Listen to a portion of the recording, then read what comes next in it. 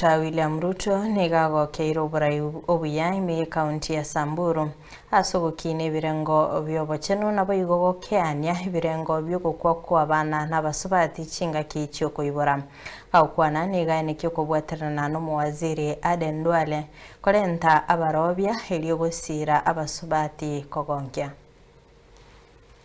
And I want to congratulate the governor of Samburu for pulling up his socks and the MCS of Samburu for the progress we are seeing in the delivery of health.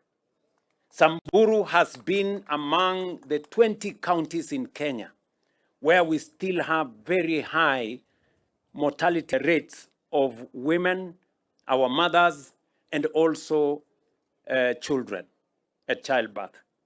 But I must say, I am very happy with the progress that is being made. And I want to ask the people of Samburu, no mother should die. Hatutaki tena mama afe wakati ameenda kupata mtoto.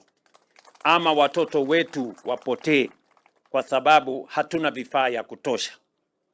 Huyu waziri Aden Duale tumekubaliana na yeye ataajiri high level staff ambao watakuja hapa Samburu kusaidia watu wa Samburu hasa katika mambo ya kuzalisha watoto wetu. Tumekubaliana pia na nilitangaza juzi ya kwamba we're going to hire additional nurses and midwives.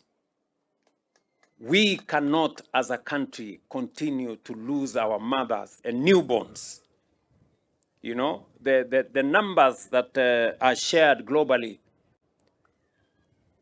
that Kenya all these years has been at the same level as Afghanistan.